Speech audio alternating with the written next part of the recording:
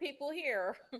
So, But once we get some from you guys at the end of the memo, I need to go out, take it to the streets, right? Okay. And then those meetings, I appreciate if somebody can show up for those. Progress. who wants to show up? Yeah, people. Here I am.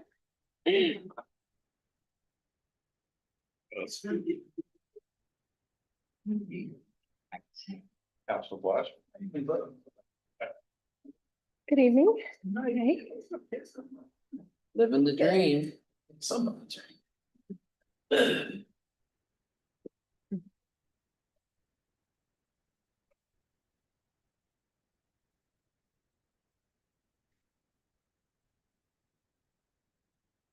That ribbon cutting from the town. Or, It'll be okay. well, yeah.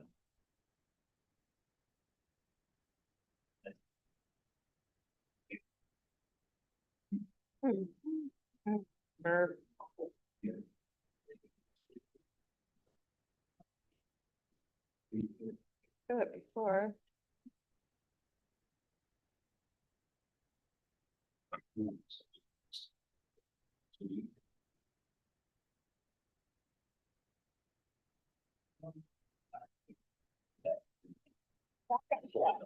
Oh, did you?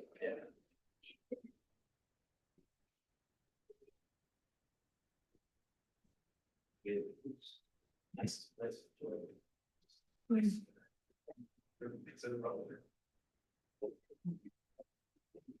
Or just one line. They are. I'm trying to see. I think when they start off, 2010. they'll pop up on YouTube. That's what I'm hoping. Right.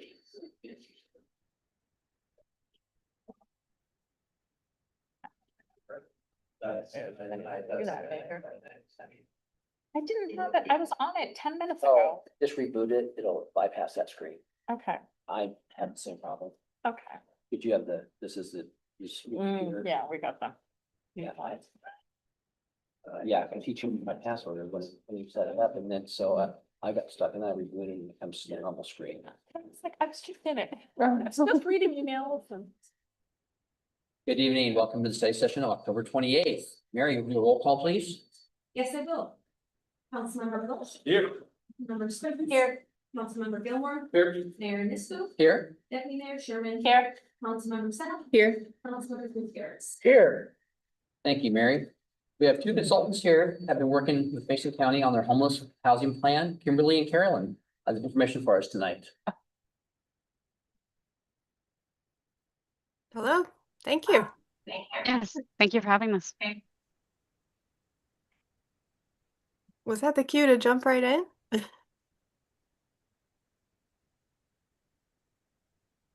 I'm seeing a thumbs up from the crowd. Okay, so everyone can hear us okay? Yeah.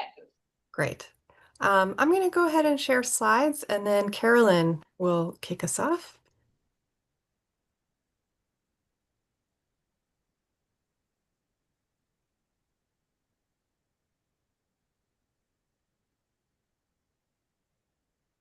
Everyone can still see that? If you could give us a verbal yes, because it's a little hard to hear you. I mean, hard to see you through the camera. All right, thank you. All right, great. Thank you so much. So we're here tonight. Thank you for hosting us to go over and talk about the Mason County Local Homeless Housing Plan. And so we'll go through that and talk about that here tonight. So I'm Carolyn Wiley. I'm the principal consultant for Partners for Community Impact. Kim? Yes, I'm Kimberly Natarajan, working together with Carolyn. I'm the executive director of View Community Advisors, and our two companies work very closely together because Carolyn and I have a long history working together as technical consultants, and happy to be here today. Yeah, we've previously worked for HUD as, providing technical assistance throughout the country and provided technical assistance for the Department of Commerce here in Washington. And so we're pleased to work here in Mason County on this project. So the Mason County Local Homeless Housing Plan, you've had one previously that is wrapped up in 2024. So this is for 2025 to 2030. The 2025 period is really the planning period, though it is effective starting in 2025. It's based on guidance from the Washington State Department of Commerce. It's their statewide planning objectives. So they set the highest level objectives. They have 5 objectives that they've set. But then within each county, you're able to set your strategies and action steps, metrics, those kinds of things about how you would want to carry those out and what's really relevant within the local county and cities as to what's going to work within your jurisdiction as to what you need. So, you look at what you need locally, there's certain plan elements that had to be met in terms of the planning process. So what stakeholders had to be involved, having public meetings, having input sessions. Once there's a draft, having a 30-day period, that kind of thing. And then there's certain elements in the plan where you need to look at, how much spending you've done in the past, what's available, things like that. So ensuring that that is all in there. There's some things in the appendices of the plan that look at some of those things. In terms of the 5 objectives, the first one really focuses on equity, accountability, and transparency within the sort of broad overarching system. And the second one really focuses on strengthening the homeless service provider workforce so that that impacts the strength of the outcomes on the whole system. The third is on prevention, and that's really sort of that preventing episodes of homelessness so that you have that upstream investment so that you can then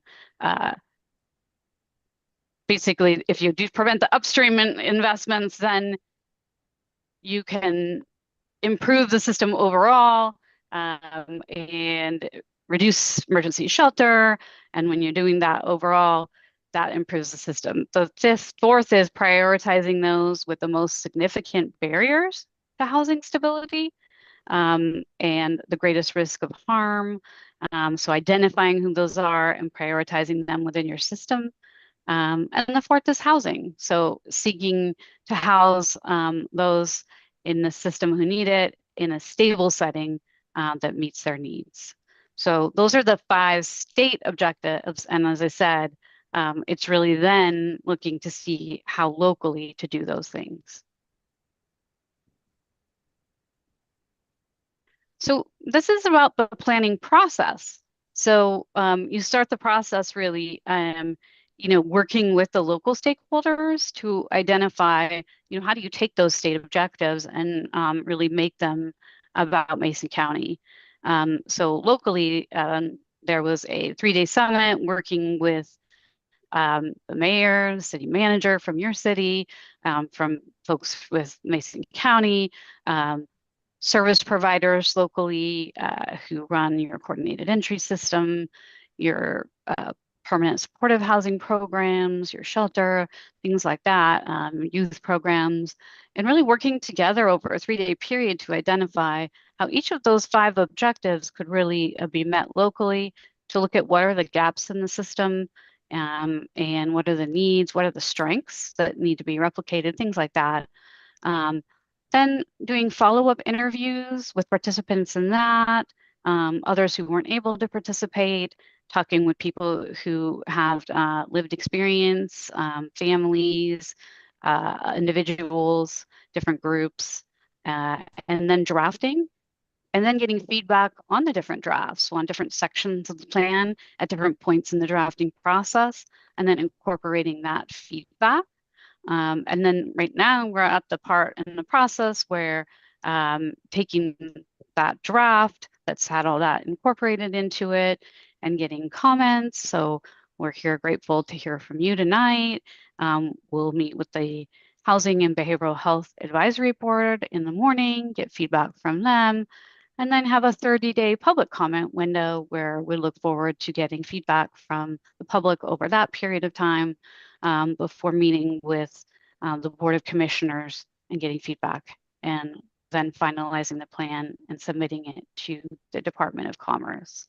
You can see at the bottom, participants in the summit on the left, and then on the right, a list of others who contributed over this process so far.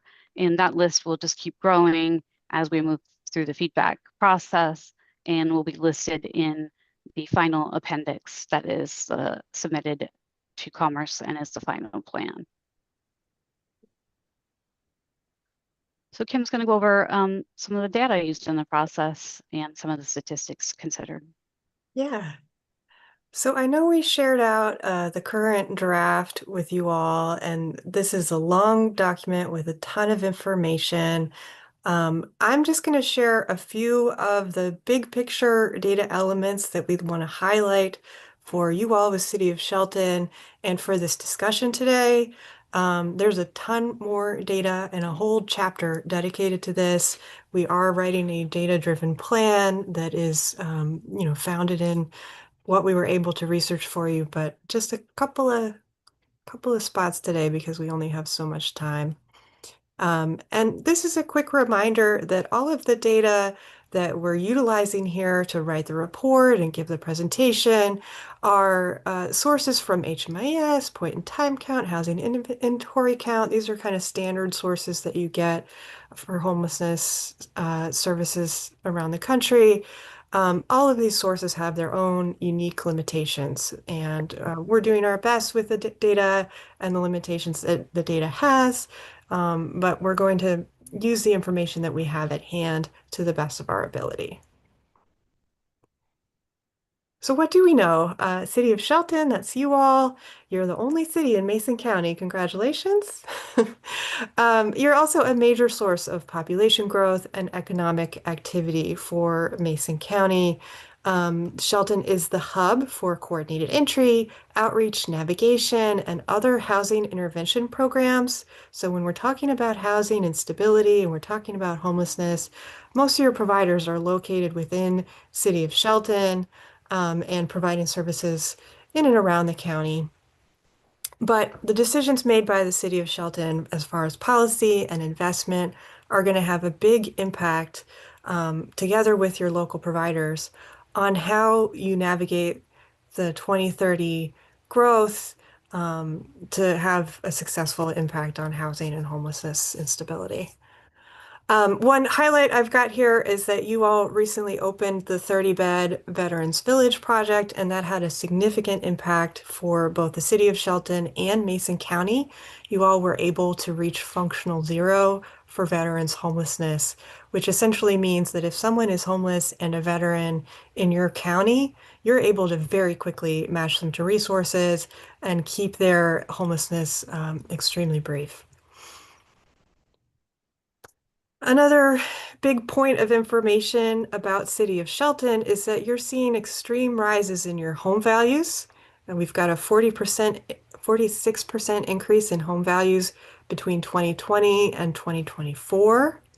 And based on what we read in the latest draft housing needs assessment, a significant portion of your projected housing need for all of Mason County is probably going to be needed within City of Shelton. There's some more statistics about the city and Mason. So 23.3% of City of Shelton residents are experiencing poverty. This is very high compared to the Mason County percentage, which is at 11.3%. In addition to seeing stronger poverty numbers in Shelton, you're also seeing higher proportions of households that are severely rent burdened. So what this means is they are spending more than 50% of their household income on their housing costs. To stay housed, it's more than half their checks. So compared to the state of Washington, you have 24% of households experiencing this severe rent burden. Mason County, it's 26%. somewhat similar. But in City of Shelton, that number goes up to 33%. So it's pretty significant. And that ties closely to your high poverty rates as well. Obviously, those two things would correlate. Another interesting piece of data that we pulled in our research is the rate of seasonal and vacant properties.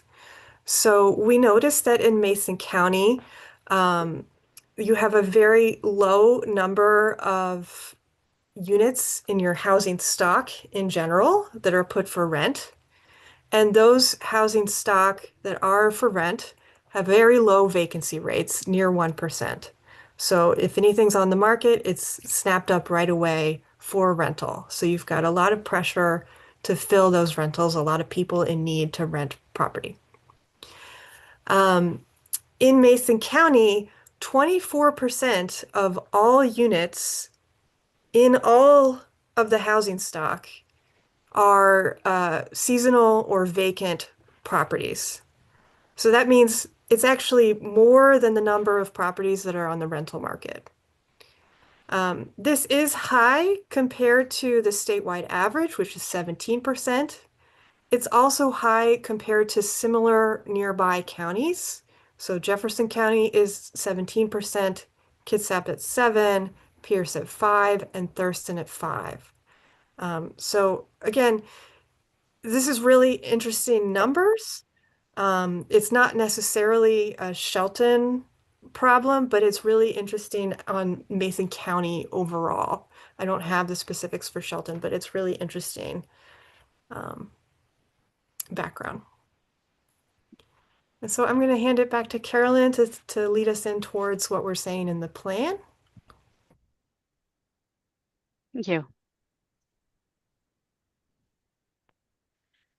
Okay, so some kind of the overall recommendations that we introduced in the kind of beginning as guiding principles and then are integrated really into all the recommendations are to invest in evidence-based programs, programs that you know, have worked in the past, that have you know, research backing them, to make decisions with data. And so you know, ensuring that there's data supporting them. There's some recommendations around improving data. So ensuring that, you know, the decisions that are made with data are backed by, you know, a data that you can count on. Improving collaboration among partners. And, you know, that is setting up some systems that will actually set up a structure for the way that partners collaborate. And in addition, you know, setting up some new partners to work together. So we'll see that in some of the recommendations as well. And then supporting cost-effective solutions. So we know that resources are limited and there's a lot of different choices. So trying to look at cost-effective solutions whenever possible. So looking at the sort of system of housing supports, one of the things to kind of look at there are primary supports, and those are some of the more long-term investments as well. And then secondary supports, in particular, one of the secondary supports to, you know, look at and think about is emergency shelter. And so we want to think about how, like, primary support, and one of the recommendations in the plan, and as we looked at one of the top level 5 objectives from the state, is prevention and diversion, and really increasing those supports. And, you know, that's because that early intervention can reduce the human impact by keeping households in their homes and preventing those impacts of homelessness. But it can also reduce costs, because the cost to keep someone, you know, those households in their homes is a lot less than when we're having to rehouse households. So, you know, that's a significantly less. That's significantly less. So we want to look at that as a long-term support and part of the system. It also reduces that inflow to streets, encampments, and into the shelters. So the secondary supports with emergency shelter, it does provide safety until that system capacity on that top level is expanded.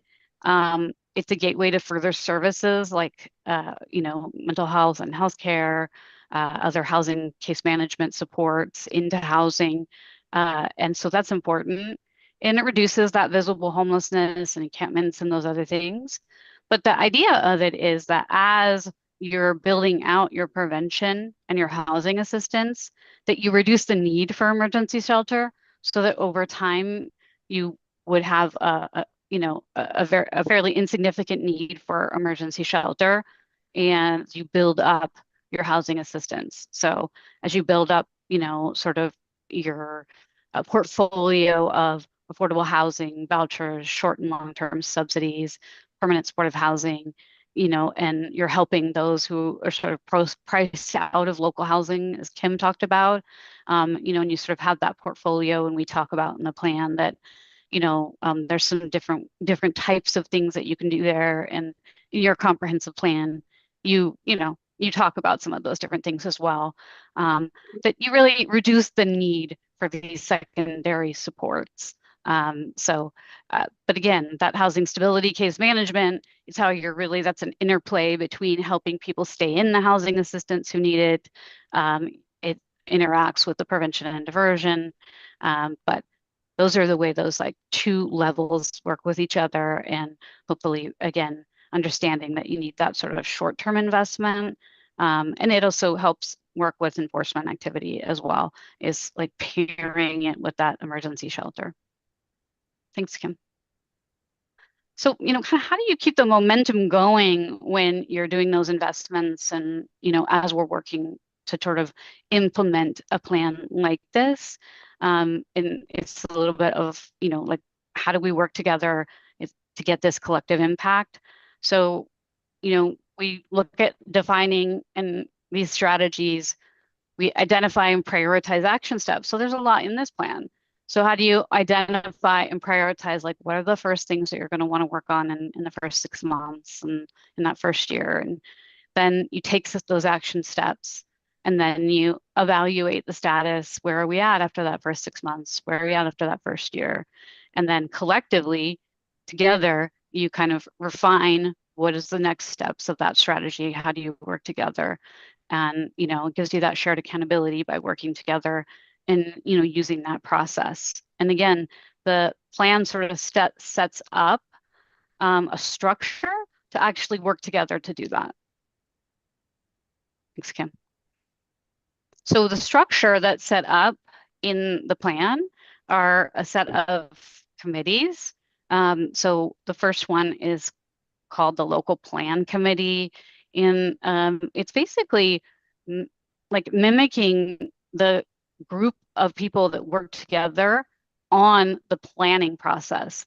So it's a multidisciplinary committee that would have city representation, it would have representation from partners like, hospitals and healthcare and mental health and buy-in for organizations, tribal organizations, county, of course, the providers. And so that committee would work together and have oversight kind of of the plan moving forward, hold that accountability of looking at, how are we doing as we're moving around that circle. There'd be transparency. So if things weren't moving forward or there were questions or issues, the whole group would have access to and understand, and you'd have that transparency moving forward. The other group is a provider committee, and that's something that the providers who were involved in this process really asked for, was a space for them to meet. And it's really dual purpose. So as it's set up in the plan, there'd be kind of, and this, like two separate, every other monthly, like 1 month really focused on, more like peer-to-peer sharing, training opportunities, really focused on that space that, is needed for that kind of togetherness and sharing and working on things.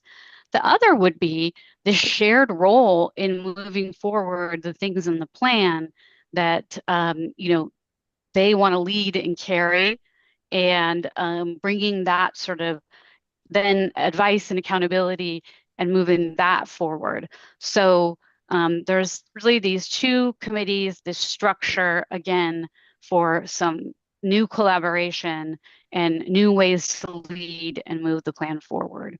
Then some community briefing spaces that are really structured for, sharing, quarterly out on some of the provider meetings and how they're going. Semi-annually, the local plan committee could share out on how their work is going and how the plan is moving forward, and have that accountability piece on how the metrics are. And then annually, where are you at on the full plan and all the metrics around there for annually. So really putting some structure in there to ensure there's accountability, that the plan is moving forward, and that new collaboration exists. Thanks, Kim. All right, I'm going to hand it back to Kim to go a little more in depth into the objectives and strategies and actions. Thanks, Carolyn. So I'm going to caveat my presentation here and say I'm going to go a little bit fast because we want to talk about these objectives, strategies, and actions together as discussion items. So I'm going to stay high level, get the big picture of how these strategies and actions are supposed to work together. I'm not going to read to you every action step that is selected. Again, the report is dense and there's a lot to go through, and I'd love to figure out what you're most interested in so we can do discussions and questions around those items. So first, quick overview of what we have. The first objective, which came from the state, and these are in no particular order, was equity, accountability, and transparency. Equity, accountability, and transparency, when done well, support effective oversight, data-driven strategies, and accessible, fair processes for your homeless system. And if you're doing this objective well, it's going to have impacts for your whole community, including those most vulnerable populations that you're trying to reach. The action steps that we have in this section and strategies in here are repeating some of the structures, so setting into that local plan committee so we have a space for accountability and transparency to happen, including in those spaces our community voices, getting those community voices and partnerships really strengthened, and having those communications such as a briefing to promote that transparency. In the second objective, we talk about strengthening the homeless service provider workforce. And when you have a strong provider workforce, that workforce is able to provide better services, higher quality services, and ultimately better outcomes for clients. When your providers are well supported and really high functioning at their best level, you're going to have really excellent customer experience, client experience for the people receiving the assistance, and they're going to have better longer term outcomes. And when that community has better longer term outcomes, it helps everyone. It's going to spread that higher quality of life. You'll see less visible homelessness. You'll see less evictions. You'll see more stable families and homes.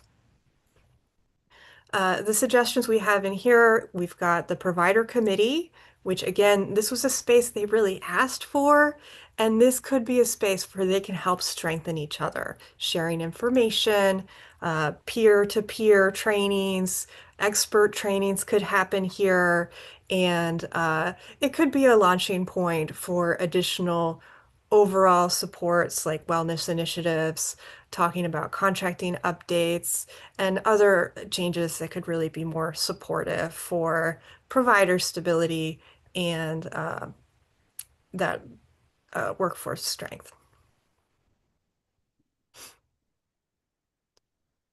The third objective is preventing episodes of homelessness. And of course, if we can get those early interventions to prevent someone's homelessness, you're going to reduce the inflow of people into a very limited homeless response system, right? We want to reduce that push on the system so that it is seeing a more reasonable number of people, a volume of people that it has the capacity to help. But also it's reducing the human impacts. You know, if people are helped sooner, they're having less stress, they're having less, the intensity and vulnerability of the experience. And it's cheaper to help people earlier in their housing instability crisis, right? So if you can reach them sooner, you can keep them in a unit, you can work with them for a shorter period of time, you're providing a shorter period of assistance, and overall it is cheaper. Um, and if you can prevent all of that pressure and inflow, you end up with reduced homelessness overall. We have a couple of strategies here for expanding the financial assistance and case management going into your prevention services. And that's going to include both eviction prevention and diversion assistance, which is a special kind of assistance for people who are early in their homelessness or at their risk of homelessness. And we'd also recommend to strengthen how you're able to identify the people who are going to need these types of interventions earlier, and develop protocols for how you're helping them connect to new and expanded early intervention resources.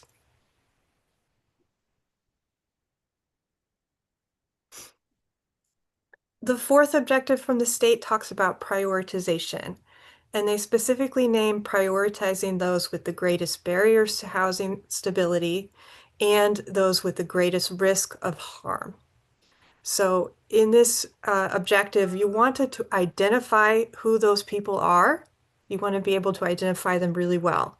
So we're recommending, utilize your coordinated entry assessment. That is something that happens on a regular basis. Utilize that and implement the findings from there so that you know how to identify quickly those high barrier, high risk households. If you can identify them quickly, it's easier to utilize your limited resources, right, on this highest risk population and reduce the human impact on that highest risk population. So we're trying to get the resources to the people most in need. In addition to working with that coordinated entry assessment information, we recommend expanding the availability of resources for people in the stage called imminent risk of harm. That can be some of that early prevention. It can also be just that priority population of who's the most at risk. Let's increase investments for those populations. And we also recommend piloting a project to reduce emergency services use and system cycling. So this is a special population, sometimes referred to as high utilizers. These are people who are accessing the homeless services system more than others, and they may also be accessing other systems, such as hospitals, emergency rooms. The example you usually hear around this is you've got people coming to the emergency room who may not have an emergency, but need a place to sleep. Or people coming to the emergency room who do have an emergency, but are homeless and therefore adds a lot of complexity and expense for your hospitals. That's just one example, but if you could pilot a project that figures out how to identify and target those high utilizer clients, investing additional resources targeted at that type of client can actually save you a lot of money in the long term and assist really those at greatest risk at the same time. And finally, objective 5 is all about housing. So the language is seek to house everyone in a stable setting that meets their needs. So if we can expand our shelter and housing operations and add more housing options that are diverse options, they're going to have more flexibility to meet the different kinds of households that are out there in your system that are experiencing different needs. So the more diverse types of housing you can add to your system, the easier it is to fit people to that specific type of assistant that needs their specific type of need. And this will overall result in a more stably housed community, right? because there's a lot of different people out there with a lot of different needs. We recommend expanding your emergency shelter capacity, diversifying and adding new types of housing options such as safe parking. And we also understand that you as Mason County and you as City of Shelton have a really limited amount of units in general. New construction is not easy for you all as a community. And so we have a lot of recommendations in here around how you can maximize the existing units that you have, which may help you to house more people sooner rather than trying to build your way out of the problem. Building your way out of the problem is a long-term answer. You also need short-term answers. So we tried to balance that a bit. And then finally, we talk about strengthening coordination with the other partners, other people working in the housing space. In the report, you will see data about how we came up with this chart, and I'm not going to dwell on it, but I'm happy to come back to it during discussion. But we have listed out some ballpark numbers of where we think you should try to stretch to build the housing services capacity that you need for your area, for Shelton and Mason.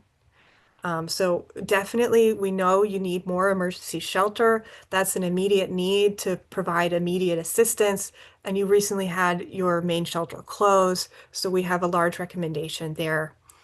We're also recommending safe parking as an alternative supplement to emergency shelter. It's not the highest level of intervention, but it's a good intervention that's easy to launch. We're also recommending additional rapid rehousing capacity, additional permanent supportive housing capacity. So that's your 30 beds for veterans really worked, but it's half your current capacity. And your current capacity at 55 beds is significantly lower than our estimates, which are based on state commerce tools that help us get estimates of how many permanent supportive housing units a community of your size probably needs. You are at maybe a quarter of your capacity need, and half of that is dedicated to a small subpopulation. So that's a concern. And then finally, as we've mentioned throughout this presentation, investments in early intervention are going to be really important for you all. They're a major cost saving. They're really great for people.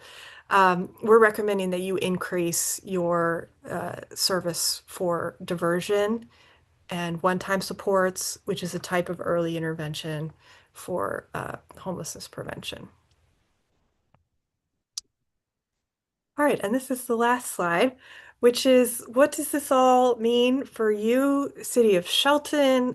We believe there's lots of opportunities for City of Shelton to support this plan work. We would invite you to participate in the local plan committee as that gets established. And there are a number of investments and policy areas that you could potentially support for this expansion of services list. But again, these are early days and we're here to talk to you. We'd love to hear your thoughts and comments about the plan so far. And I'm happy to go back to any of these slides if you'd like to see us put some more things on the screen. I think with that, we're giving it back to Eric. I'm happy to take questions. Question? What? Yeah, I love that we're reaching functional zero for veterans, but like your presentation brought out, is we have a lot of seniors in the Mason County as well that are severely cost burdened. They're facing medical bankruptcy, they're losing their SNAP benefits. There are a lot of cuts to the local programs. So I'm just wondering, is a senior village or something like that, something that we should put on our plans in the future? Or like a tiny house village for seniors as well. Also, I think our pit count is severely undercounted, and it's been rising. Although I do appreciate all the hard work you put in to do data and get data for that. And then lastly, 4.3, we have a mobile integrated health program that we have coming up maybe in the next year or two that would help reduce homeless folks or hospital folks going to the emergency room instead of dying out there. So that's something we have a few things that we have that are strong and I think we can move forward with, but there's just so much from the federal level on down, everything's being cut in lieu of tax cuts for billionaires. So I think that we're downstream of all that, and nothing trickles down to us. And I really like the part that we have to come together as a provider committee and a local committee, and that's a key component of what we should be doing. Because in 2022, we had a chance to have an emergency shelter, and we failed as a community to increase the number of emergency beds. In fact, we went backwards. So anyway, I just love the hard work and data that you put into this. And I would love to see that the two committees come together and we find solutions more than just the few things that we can do locally. But anyway, thanks a lot. It wasn't really a question, it was just a comment. But thank you for all your hard work. And this is a Sure. bigger problem than just the city can handle by itself. I appreciate that. Thank you. I do have one thing that I could add maybe to your comment, which is you said maybe we should have tiny homes for seniors, open another permanent supportive housing project of some kind. You need more permanent supportive housing in general. And there's two ways that you can do that. You can do that with a certain population in mind up front and say, yes, I want a seniors dedicated permanent supportive housing project. Or you can open a permanent supportive housing project that doesn't have those attachments and use your prioritization process to move people into general units based on who's the most vulnerable at the top of the list. And that's up to you on figuring out your implementation, figuring out what funding makes sense and how to put those pieces together. But I just want to make it clear that there's two ways to get it done. And general PSH is definitely needed, whatever population you can make it happen for. And seniors are definitely one of the fastest growing populations of people experiencing homelessness in the United Certainly. States. So yeah, Yep. absolutely. That is a need and something to be considering as part of your prioritization process. Yep. Thank you for, your comments. Appreciate it. I have a question. So anywhere in there, are we including local law enforcement in any of these groups? Because they have a lot of insight. They deal with different populations every single day. And they might actually have some good ideas too. Yeah, I would absolutely love for them to be on the local plan committee.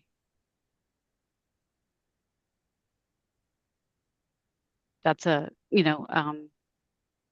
common thing for them to be on the implementation committee, and I think probably every strategic plan that we've done, we've had them on the implementation committee. So Yes, and we have reached out. We'd be happy to talk to representatives from law enforcement.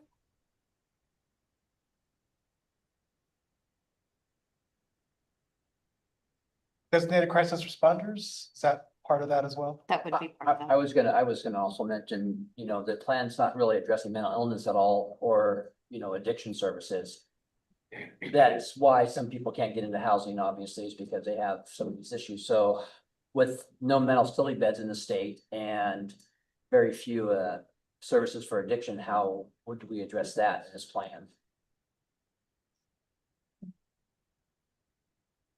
yeah, we can definitely and take that down and include that. That wasn't a gap that was brought up very much in the process thus far, but happy to look into that further. I thought I brought it up a couple times in the work sessions that we had. But yeah, it's a really a big issue. I think there's people that just can't be housed. in a normal setting on their own. There Mhm. definitely needs to be something there in the middle, so. Yeah, for the recovery beds. The mental health of the recovery, but I apologize. I want to make sure Mental illness beds. I You're think that kinda could fit under the not in permanent every word you supportive say. housing units as well. That's usually the type of unit that you're connecting to folks with those severe persistent mental illness that are not going to be able to live on their own long term.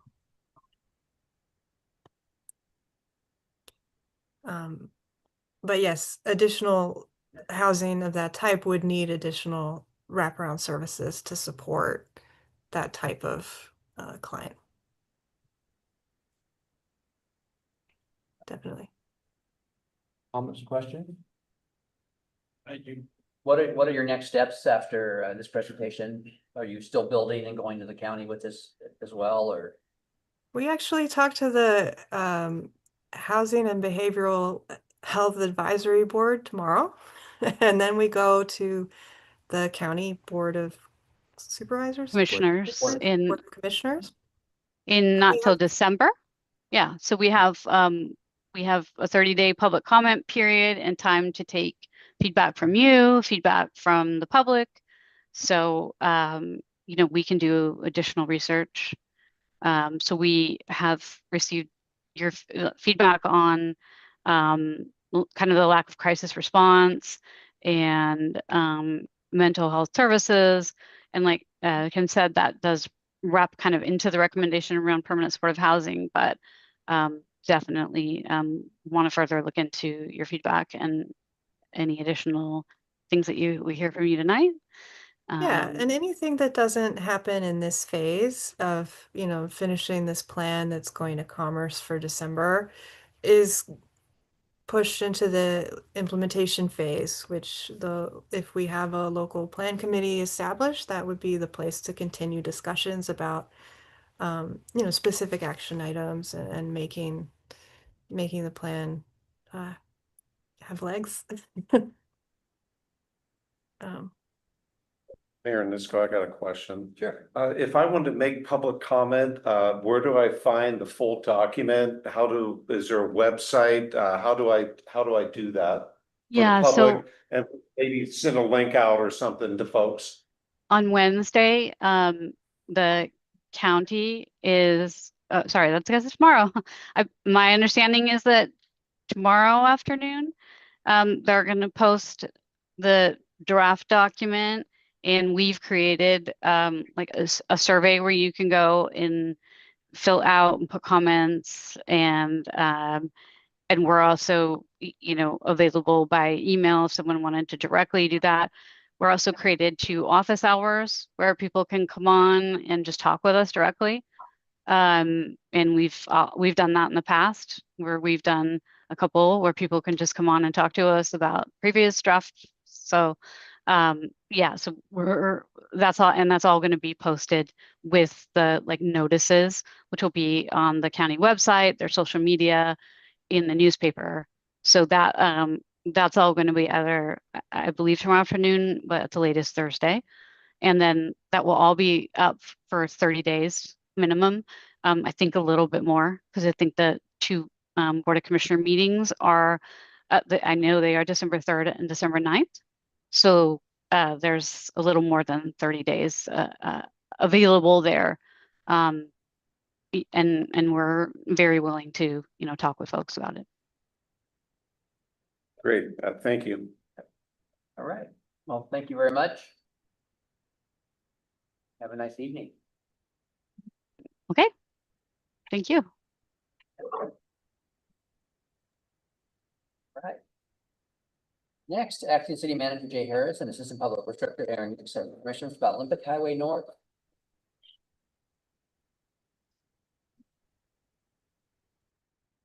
Thank you.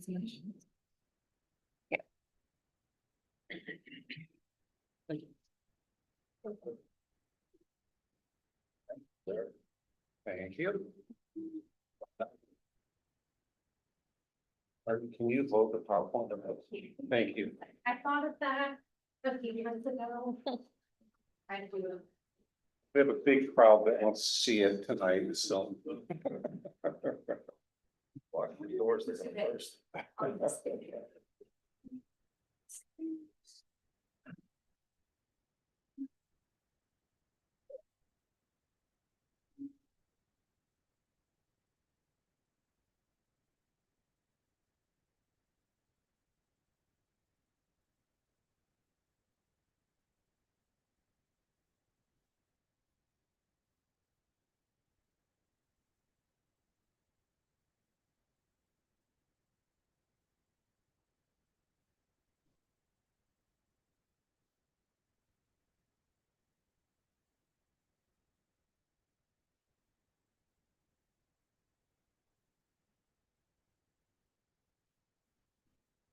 That's a copy of our quadruple waterfall here. We said, let's take a whole.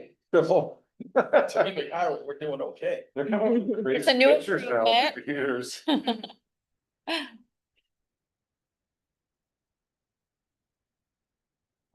Thank you so much, Mary. So, good evening, Council. Jay Harris, your Public Works Director and Acting City Manager. This is the last week, for that. Mark will be back Monday. And, anyways, tonight we have in front of you Olympic Highway, North, pavement rehabilitation, project. That photo is from 2024. The project will go from C Street, which is on the right there, about C Street, all the way up to Wallace Nealon on Olympic Highway, obviously. And you see Highway 101 down on the bottom. The next slide, please. So 2022, we prepared a grant application for repaving the roadway. You can see in the bottom right there, it's pretty distressed. The rain makes it even worse too. Making it through this winter, it's gonna be tougher. Guys are up there potholing a lot and we're spending a lot of time on the roadway. But we didn't get the grant in 2022. In 2023, we got it. And so we submitted a grant application to the Transportation Improvement Board. And so we got 3.6 million. They wanted a 10% match. We had a project through Systemic Pedestrian Improvement. It was a different grant project from the federal government. Almost met the 10% match. We used grant funds to secure grant funds, which was pretty inventive. It federalized the whole project though, unfortunately, and made processes a lot more difficult. So we have some shares of money we need to put in to it. So about 40,000 in TIB funds. So I think it's important that what we're trying to demonstrate here is that you see that intersection at I. That is the match that's going to be contributed as part of. We're going to be doing two separate projects, obviously Olympic Highway North, but that is the actual improvements part of that systemic pedestrian improvement project that is serving as our match for that project. And that is enhanced crossing ability, those kinds of things. So just want to make that clear. Yeah, sure. So, and then in the third bullet point there, we had a Transpo Group. We selected them as a design engineering that went through council. And anyways, they were doing the Systemic Pedestrian Improvement Grant Award Project. And so that's I Street and Olympic Highway North, bottom left there. Third and Railroad, there's some flashing beacons at that intersection that need to be evaluated. 7th and Railroad, just capacity of the intersection, left turns, that sort of thing there. And then Cascade at Highway 3, pedestrian crossing improvements.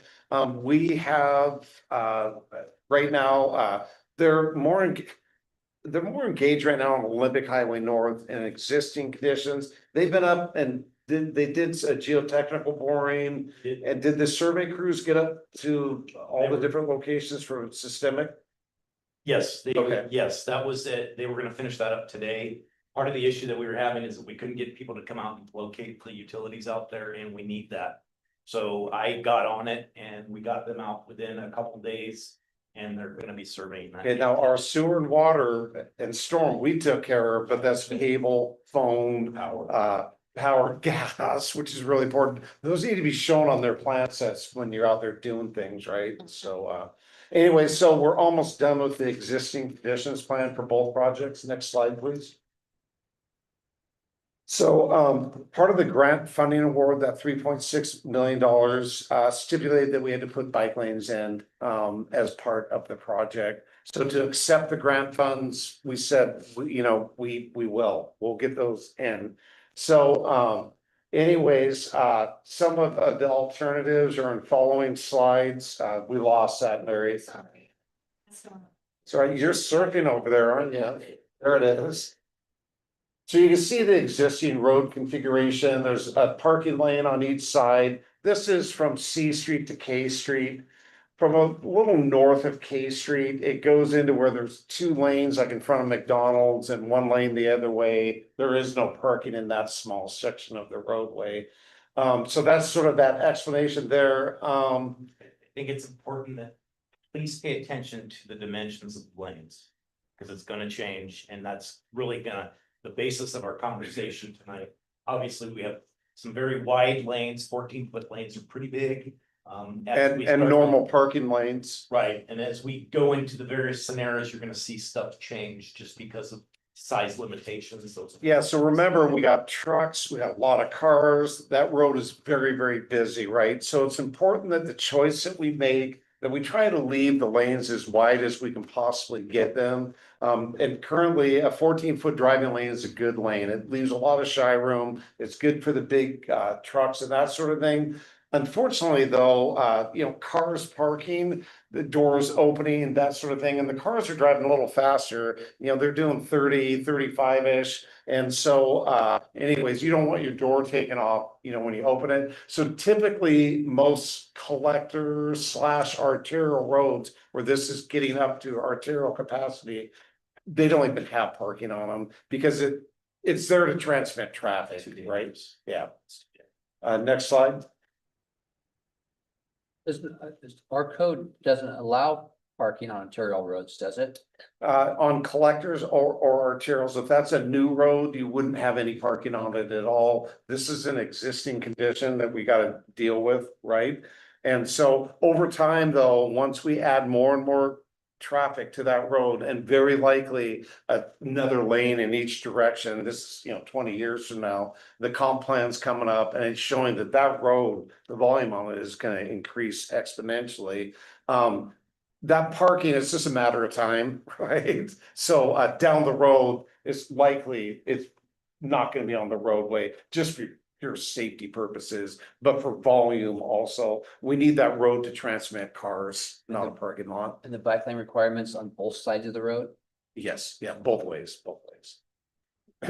So here is design option 1. Aaron, do you want to explain this? Sure, so the idea being here is we're taking the existing asphalt cross section that we have and we're trying to integrate all of the components that were required. In addition, we are keeping parking on both sides of the road.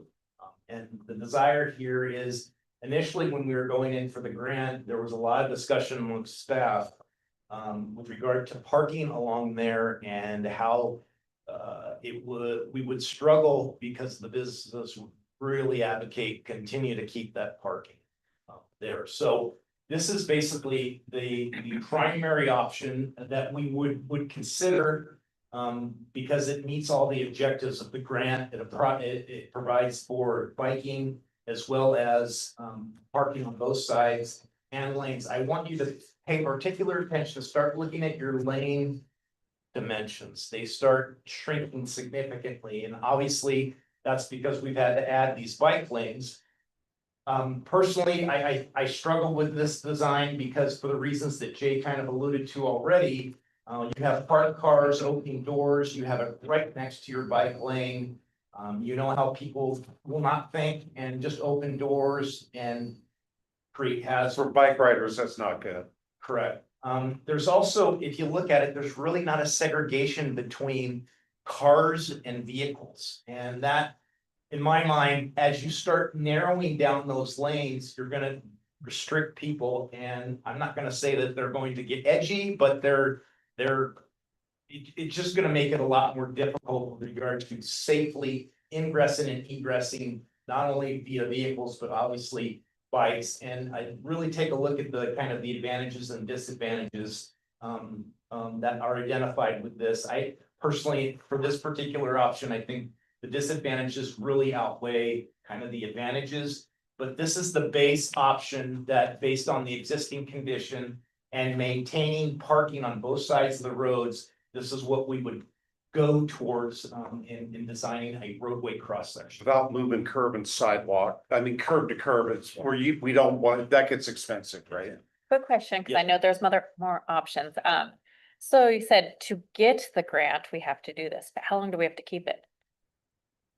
As long as the surface side of the roadway is in effect. So 20 years potentially Yeah. is. I mean, bike lanes scare me to death. I'm always gonna run somebody over, but I understand it's the way that things are going. But what if, because people think that Shelton's a raceway, every big road that's straight, except they're doing 50 miles an hour on. So what if we took out the center lane and made people use their blinker to make a left or a right into a business? And that would slow traffic down and then give us all the room that we need. I mean, is that even a possibility, or is that just? I mean, Yeah, I mean, we're the not- problem is it will affect the volume of the roadway, because that left turner can hold someone up for 30 seconds, which everyone will back up behind them. And you probably, during slow times, not a big deal, but when the road is really going during school, drop off times and all that, that you'd gridlock the roadway by doing that.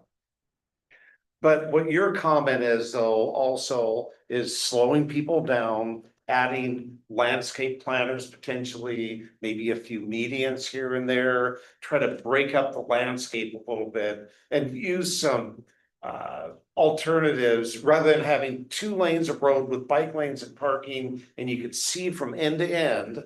I understand what your comment is. Typically you want to break it up with some landscaping, medians, trees, that sort of thing, as another design element to improve the look of the corridor and to make people just slow down a little bit. When you can see from A to Z, you typically drive a little I would faster. be concerned about emergency vehicles in that scenario. Where would they go? Well, they would go wherever they want to. They They have do. lights and sirens. And 10 foot is typically the minimum for them. Yeah. So just so that you have some perspective on that. I do also, I think it's appropriate for us, the thing that I handed out to you guys.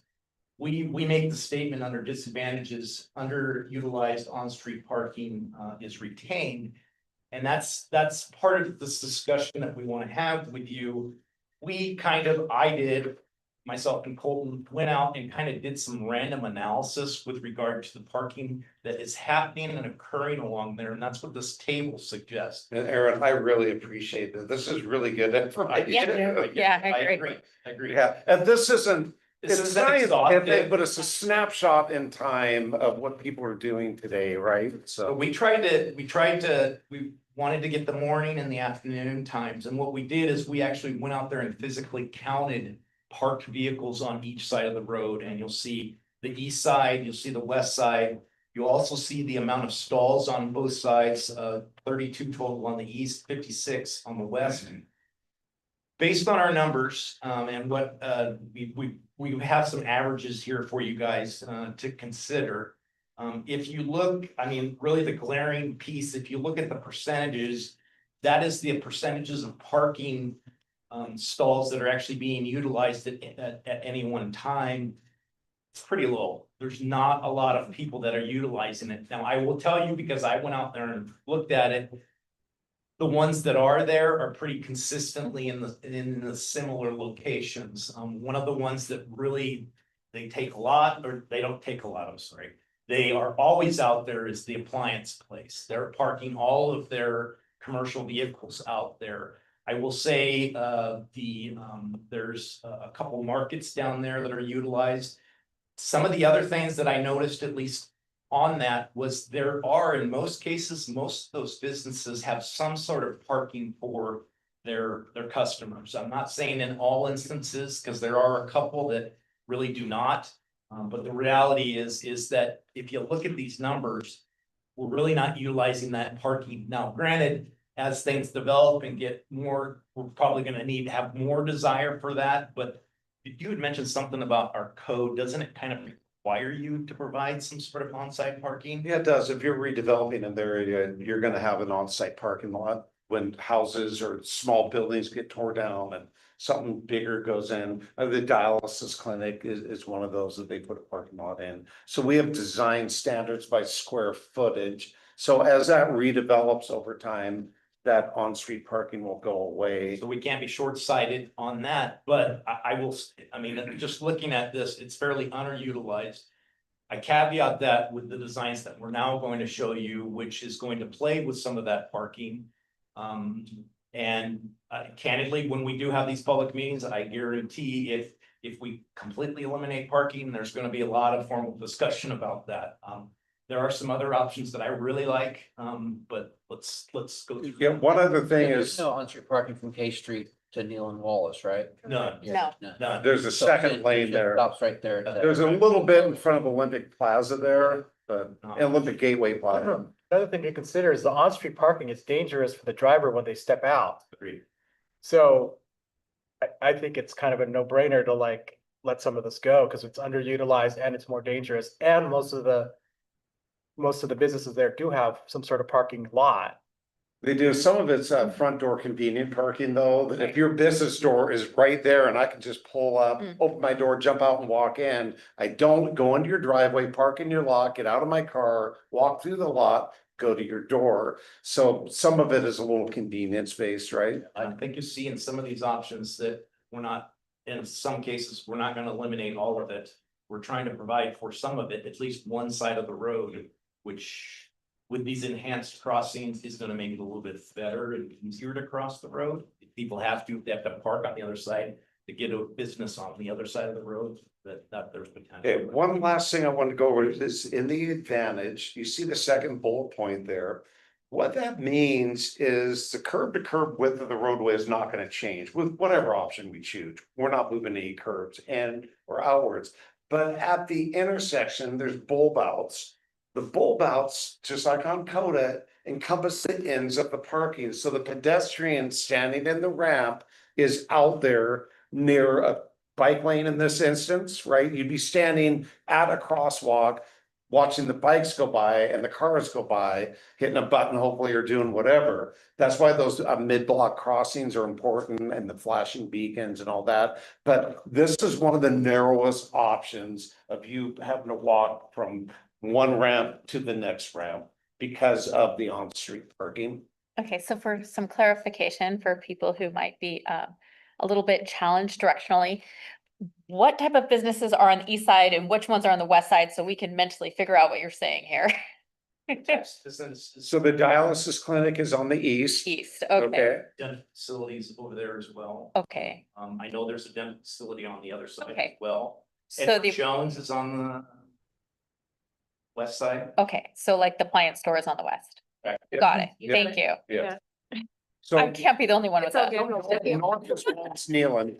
You know, we're doing it Right. for the city and not for the businesses, you know, like the number one priority is for the city. I understand that, But- but they make the, and I'm just being honest, they are the tax base for. this Right. thing. So I mean. Yeah, I respectfully, I agree with you 100%. We just gotta give it some consideration.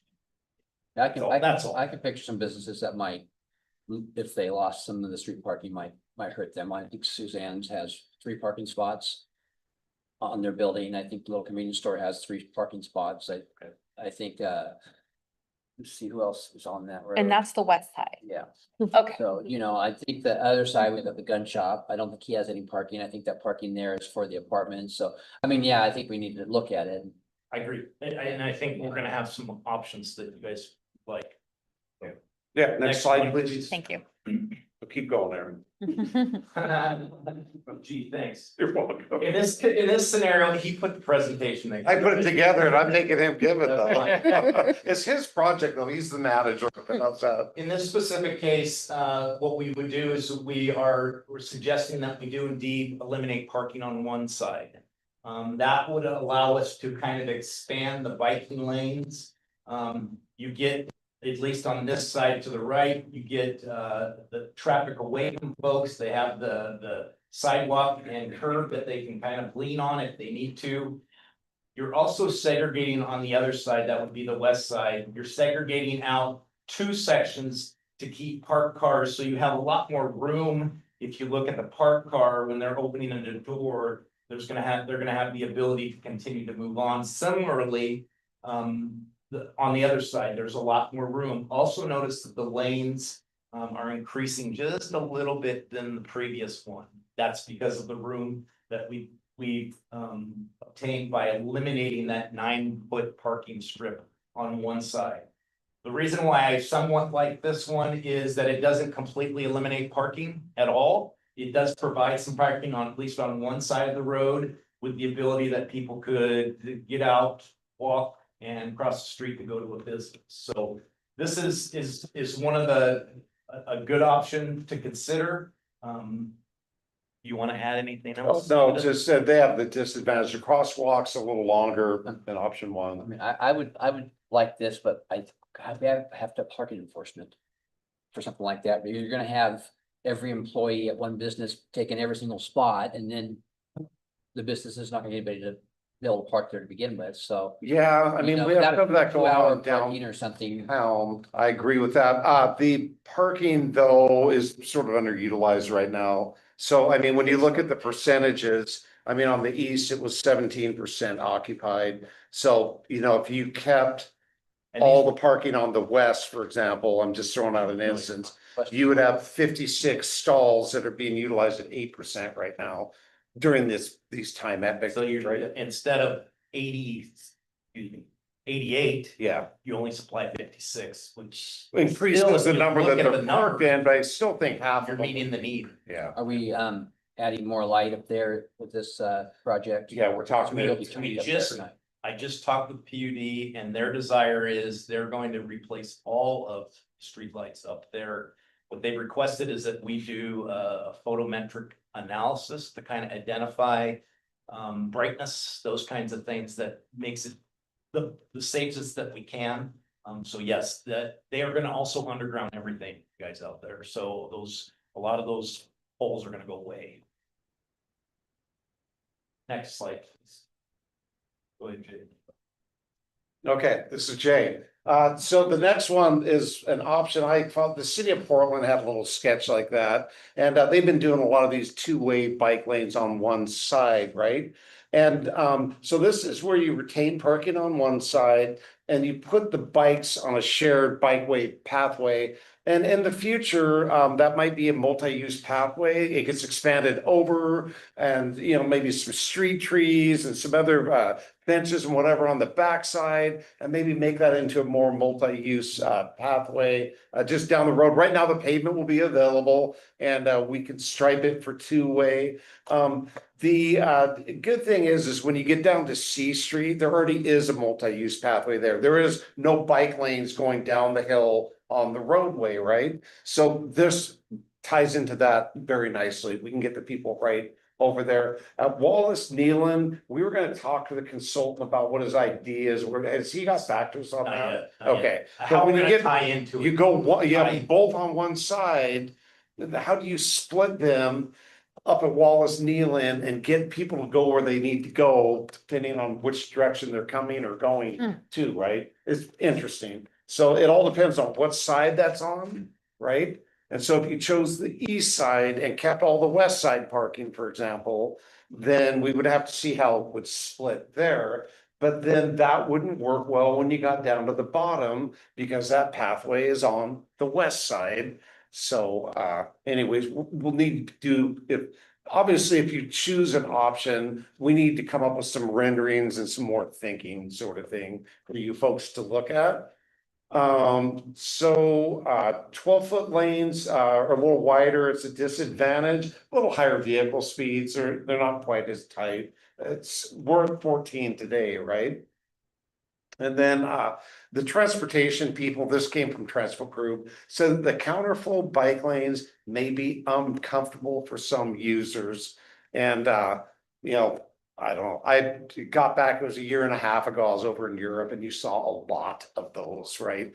Very common. A lot of people were walking on them at the same time too, Right. so I like the physical segregation too, as well as those cones, or no, they're those standing delineators. delineators that actually provide some additional segregation between the light traffic and your vehicle traffic. But I didn't think about, I like that notion that potentially that could be part of a regional trail. Yeah, oh, correct, yeah, Absolutely. yeah, down the road. Next slide, please. So, you wanna go? Yeah, you go. So this is the, one of the most extreme options that we're providing, in essence, that we would eliminate parking on both sides. With the idea that you're segregating out your traffic. Also understand that you still, it's not grass on the side there, those are sidewalks, so you're still gonna have sidewalk walking. This really just delineates a true biking lane for folks in both directions. Also notice that the lanes are getting bigger again, they're up to 12 feet. That's going on. I think ideally, the buffered bike lane, separating cyclists from the traffic is important. But candidly, we need to ask ourselves, you know, the reality is that we've been pushed to go in this direction. How much is it actually really gonna be utilized? It's kind of the question that I have. And I'm not sure how it will actually physically tie in, so, some of the disadvantages, obviously, wider lanes, you're gonna get faster speeds, you've lost all of the parking for businesses. And then, as we've experienced on Coda, people will illegally park in a bike lane or just in the lane. So, something to consider. I don't know if you have anything else to add. Yeah, one of the main ideas here is that 4-foot buffer planting would likely widen the sidewalks on both sides. It gets a little narrow in some spots, and we can integrate street trees into that in the future. That sort of thing, and maybe make a little more multi-use pedestrian pathways on both sides. Make it a little friendlier for the businesses, maybe want to put some street seating in for, you know, future restaurants that are along there or that sort of thing. So it gives you some additional width to do that. Thanks. So with you guys, if we can get some direction from you tonight, we can prepare some sketches, few cross sections, maybe email them to you folks, or come back if you want another presentation. Maybe you have some ideas yourself. Yeah, no, I mean, you guys might drive around or tonight you wake up at 3 AM, you know, and the bright light turns on. And then once we sort of get things put together, we need to go meet with the community, right? And talk to them more about this. That's a town hall meeting, have some public outreach materials on the website, that sort of thing. Then once that all gets done and we get a final concept on where we're going, then we can actually initiate the design phase of the project. So it's like the process of elimination. You always take out the worst one or two first. And I think if I was process of elimination, I'd pull out 1 and 4 because you're gonna get the most kickback, right? Okay. So then you've got 2 or 3 right there to kind of play with. See, I love 3. And here's why. The disadvantages are not really disadvantages because we need a new right turn lane on K Street and Wallace Newland. Right? And then the counterflow bike lanes, uncomfortable. Well, you got the division right there, so it shouldn't be as uncomfortable. And we don't have that much bike usage right now. We might in the future. Sure. And the additional advantage is that the connector trail, if we're gonna do that, this will connect uptown and downtown. So I think it's a beautiful connection to do it that way. And it's already been done in Europe and in Portland. So I think it's a beautiful way, an elegant way to have more advantages than disadvantages. And you're not eliminating parking on both sides of the street too. I Bang. think 3 is, at this point, 3 is by far, I think, the best thing we have to work with.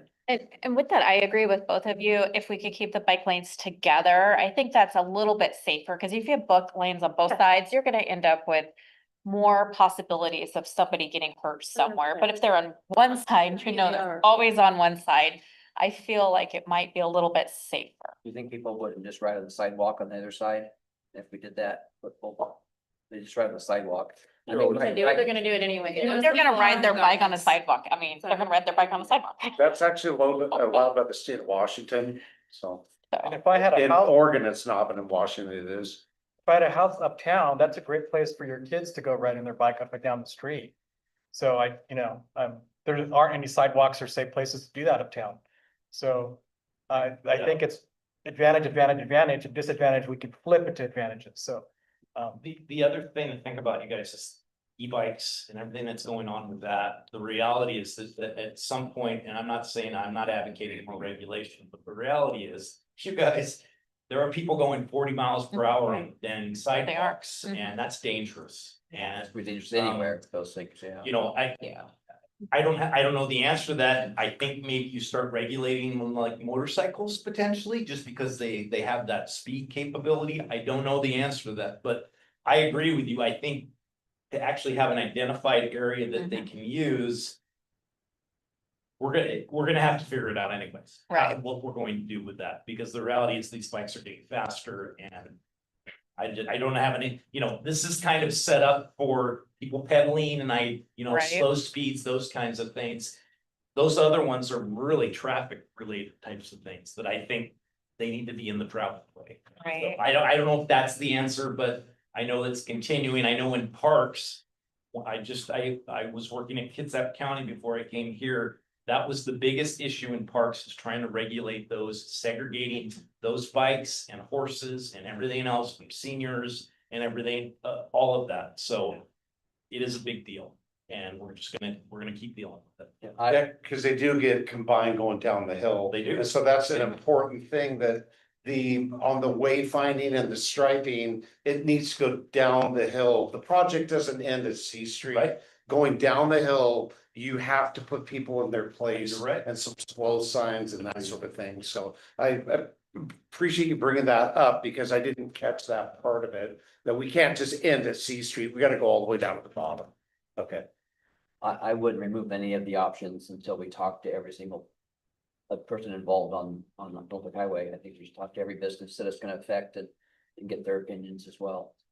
And I appreciate that, Mayor. Part of the thing is, with regard to this, is the design. The next step is for us to get into design on this thing. The reality is, we wanted to try to construct this next summer. It's not gonna happen. We're probably gonna construct this the summer of 2027, but we got to get going on some sort of concept. So I'm not pressuring you. I'm just saying, let's kind of have a thought process on a direction we want to go. And yes, we will go talk to them about it and get their impact or their feedback on it. I absolutely have to do that. In fact, we built that into the scope. So we're gonna take out options before we talk to them. Not necessarily. I think what you've identified is you've kind of shrinked it down to, you've taken the two worst case scenarios, I think, out. And I appreciate what you're saying, because the reality is, one of them is we're getting rid of parking on both sides. Well, So we heard from you folks tonight, that isn't an option Right. for, you would prefer not to go with option Right. four. And you know, and 20 years ago, or 20 years from now, if they want to do that, then in 20 years, that'll be an option. So. we're going to try to provide them options, but we still got to get going on the design, because there's a lot of physical design work that we have to do as far Right. as the geometrics and everything, and coordination work, PUD. So I think it's important that we do bring the options to them, but let them know this is kind of where we're headed. Right. At least our thought processes on Yeah. this. And many business owners up there being thrilled about removing parking from both sides of the road. You should have been around, mean- took out the turn lane to Happy Teriyaki. Yeah, but getting rid of parking on Man. both sides of the street if you have a I business. understand. owner, No, I get it. you don't want that, right. There was a big uproar. That's the reason I think we should continue to consider. Number one, we're talking about how we're not saying, we're required to have bike lanes, but frankly, we don't expect them to be used right now. We really, the parking's not super utilized, but at least we know there's people in this community who are going to care that it's gone. I get it. So I do feel like it's a little quick. I love option number 3, by the way. I think it can tie into the crosstown trail, be wonderful and pretty and great, but parking is important too, and we know that there's businesses on both sides, and you can see, unless we want to coda this thing up, and I'm sure we don't, that there's half of this. It's on the east side in C, D, E, F, and then you go down, or it's actually the opposite, like HI Street on east is bigger, and then on west it's C, D. It's not a fair disposition of where things are being used. You can really only use it going one way, so you gotta do a whole I understand. turn around, Sure. cross the street, which is always a pain. Right. Just to get back in front of the road, and then you gotta walk back across it. It's a lot for anybody who's going to use that parking. And like I said, I love option 3. I think it's the best one, but I think number 1 has a lot of merits. More than people use the road. So some of it too is Transworld Group needs to prepare sketches and like a preliminary roadway plan. So, yeah, the goal is to just lay out two if possible. You know, we're trying to narrow that down just to save consultant time on it. So we can do three, because I need consensus is, do we want to do, 2 and 3 or 1, 2 and 3? It sounds like 4's out, so that was easy. But and then those are the plans we'll be taking to a community meeting, sort of thing for more comment. I think we present that option 1 and say this is why we don't think it's our top, the top design, just as far as safety and all of it, aesthetics. I mean, and see what happens, I guess. So it sounds like nobody here is against 3. Everyone seems pretty more comfortable or happier with 3. Nobody here hates 2. Okay, nobody here hates 2. We have some strong feelings on 1 and 4. So if, 3, 2, 1, basically. Yep. So Okay. does that help? Yeah, that's what we needed. Thank you. Yeah. Yeah. I just want to throw my 2 cents in here really quick. I like option 2 and 3, but what I like about 3 more is that we have wider lanes. And we also have this division between the bike lanes and the cars. So I think I'm gonna lean towards option 3. And maybe we could look at the parking and utilization and lots and what side of the road is the bike lane on, it'd be nice if it was on the west side. Right. That's where most of the parking is though. And so, but then how many people have lots and, where do the Right. people park then at that point? So we can get some more data about if we do combine and take parking off of one side, what's the best side, right? What has the lowest impact? So I'm hearing, let's pursue maybe 2 and 3, but also have the option, at least in the discussions, that potentially, how bad do we want to get rid of parking, or how much of a negative is that based on the community's input? There you go. Business Yeah. input. I think Is that's that fair. fair? And one other comment I heard is maybe some street trees or something to brighten up the corridor a little bit. I mean, if we have funding available to do some landscaping, is that okay if we look at that alternative? And I don't know if that means we might get a few medians in here and there where there is no driveways, nobody's turning, that sort of thing. It gets a little bit of green out in the middle, maybe. So, do you want to say something? I was just gonna ask how much that's gonna add to the cost. It's significant, especially if you're going in the median, you have to take out 18 inches of asphalt and concrete. You just have leftover grant money though. That's what you're not talking about adding in. If we have any, or city money. I'm trying to keep our options open. I will tell you, we did get some good news with regard to the geotechnical analysis that was done. We thought that we had some sub-base issues.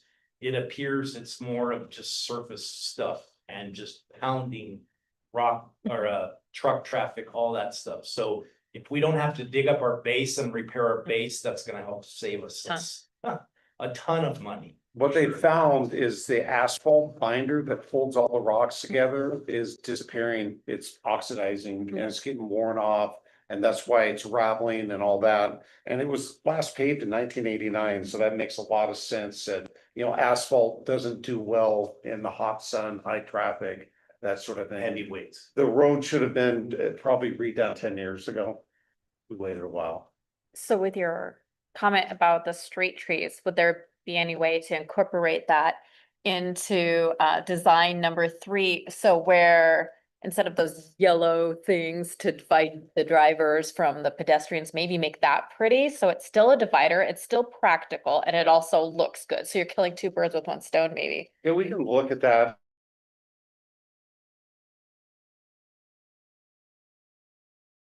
See if Transworld Group has any options for that separator there. Because I think for safety reasons, that's gonna be really important to have some sort of barrier between actual cars and potentially pedestrians with bikes, you know what I mean? Sure, we need to be cognizant of road drainage because the road drains from the center to the sides. So if we put anything that's a hard barrier like a curb or something, we're gonna have potential drainage issues. So we'll look into that. Do like a milestone. We do a bioswale in that area, sure. With curb cuts. With some Water curb right- cuts, Right yeah. into it. And maybe it's not through the whole corridor, they're intermittent segments. Yeah. And rather than building the whole thing out that way, Mhm. we plan out links of it that look correct and, you know, sort of repetitive maybe. All right. Anything else for Jay or Aaron? Thank you, guys. Really good. Thank you. feedback. Thank you, guys. Council have any item for discussion? Well, then this session is adjourned at 7:27 PM.